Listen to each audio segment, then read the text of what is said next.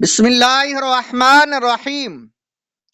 حضرت خواجہ قطب الدین بختیار کاکی رحمت اللہ علیہ کا واقعہ۔ خواجہ قطب الدین بختیار کاکی رحمت اللہ علیہ اپنے زمانہ کے ولی کامل اور شیخ المشائخ تھے۔ ہزاروں لاکھوں انسانوں کی ان کے ذریعہ اصلاح ہوئی۔ ایک مرتبہ مدرسہ سے آ کر دیکھا ماں نہیں ہے، اب کھانا کھائیں تو کیسے، روٹی کہاں سے لائیں؟ ماں نے پہلے سے بتا رکھا تھا کہ دیکھو بیٹا، جب تم مدرسے سے آؤ تو بستہ گھر میں رکھو اور وضو بنا کر مصلی بچھا کر 2 رکعت نماز پڑھ کر دعا کرو، یا اللہ مجھے کھانا عطا فرما۔ ادھر نماز پڑھتے اور ادھر ماں آہستہ سے طاق میں روٹی رکھ دیتی۔ جب نماز پڑھ کر دعا مانگ کر فارغ ہوتے تو طاق میں روٹی رکھی ہوتی ملتی، لے کر کھا لیتے۔ بچے کا ذہن بن گیا کہ روٹی دینے والا اللہ ہے۔ ایک روز ایسا ہوا کہ بچہ پڑھ کر آیا، بستہ رکھا، وضو بنایا، نماز پڑھی، دعا کی کہ اے اللہ مجھے روٹی عطا فرما۔ دعا سے فارغ ہوئے اور طاق کی طرف گئے، دیکھا تو روٹی رکھی ہوئی ہے، ماں گھر میں موجود نہیں ہے، کہیں گئی ہوئی تھی۔ وہ سوچ میں تھی کہ آج اگر بچے کو روٹی نہیں ملی تو اس کا عقیدہ خراب ہو جائے گا۔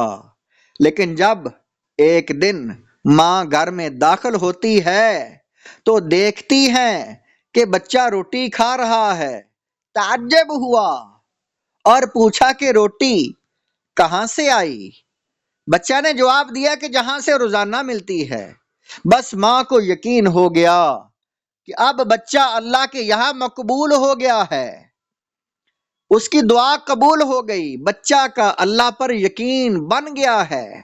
اس کے بعد سے ماں نے کبھی بھی بچہ کے لیے روٹی نہیں رکھی۔ بچہ پڑھ کر آتا، مصلی بچھاتا اور روٹی وہاں رکھی ہوئی ملتی۔ یہ ہے تربیت کا انداز۔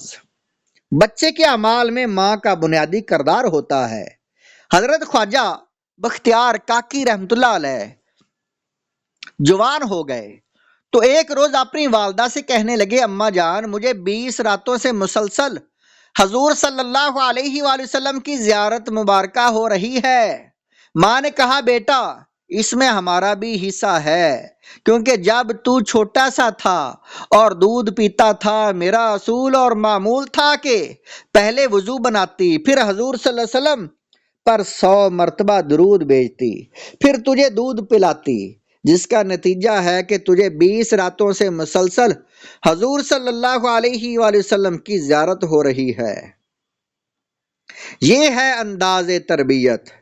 مسلمان عورتوں کا انداز اور مزاج بدل گیا۔ قرآن کی باتیں ہماری عورتوں کو اچھی نہیں لگتی، مزاج میں بگاڑ آ گیا ہے۔ جس طرح آدمی کو بخار ہو جائے اور اس کو بہترین کھانا اور سالن بنا کر دیا جائے، وہ کہتا ہے یہ کڑوا ہے۔ گھر والے جانتے ہیں کہ سالن تو اچھا ہے، یہ کڑوا پن اس کی بخار کی وجہ سے ہے۔ بالکل یہی باتیں آج ہمارے اوپر صادق آتی ہیں۔ ہم کو دینی باتیں اچھی نہیں لگتی۔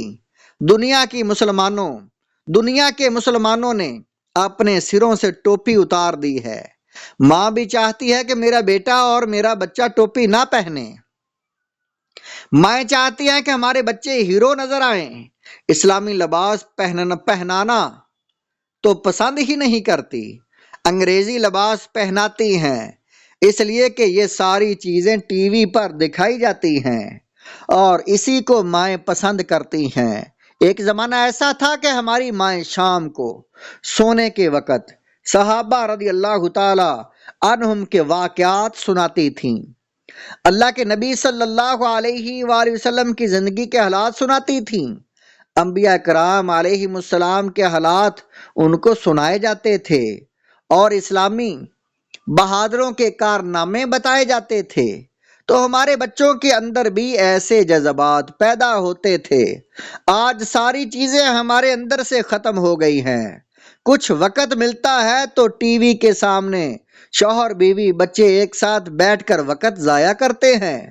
مشاغل کے لیے ہمارے پاس وقت بہت ہے۔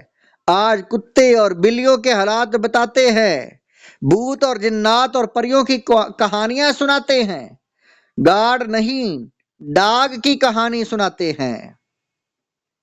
یہی وجہ ہے کہ آج ہمارے بچے دین سے الگ اور برے راستے پر جا رہے ہیں۔ آج مسلمانوں میں سلمان رشدی اور تسلیمہ نسرین جیسے پیدا ہو رہے ہیں۔ ہمارے گھروں کا ماحول بدل چکا ہے، اسی لیے تو بچوں کا دماغ بھی بدل چکا ہے۔ مائیں اپنے بچوں کو حافظ قرآن بنانے کو تیار نہیں۔ ذہن میں یہ بات ہے کہ حافظ صاحب بیچارے کیا کماتے ہیں، اتنے پیسوں میں کیا ہوتا ہے۔ انسان کی ترقی آج سائنس اور دنیاوی تعلیم میں ہے، ترقی دین کی تعلیم میں نہیں ہے۔ دوستو، یہ دھوکہ ہے۔ آپ کو معلوم ہونا چاہیے کہ آج بھی بہت سے لوگ دنیا میں حافظ ہیں، عالم ہیں، لیکن اللہ تعالیٰ نے ان کو ترقی سے نوازا ہے۔ ابھی 15-20 سال پہلے کا واقعہ ہے کہ سعودی عرب میں شاہ فیصل حکمران تھے، حافظ بھی تھے، عالم بھی تھے۔ اللہ نے ان کو بادشاہ بنا دیا۔ کشمیر کے شیخ عبداللہ وزیر اعلیٰ تھے، وہ بھی حافظ قرآن تھے۔ آج ضرورت ہے کہ ہم اپنے بچوں کی اسلامی انداز میں تربیت کریں۔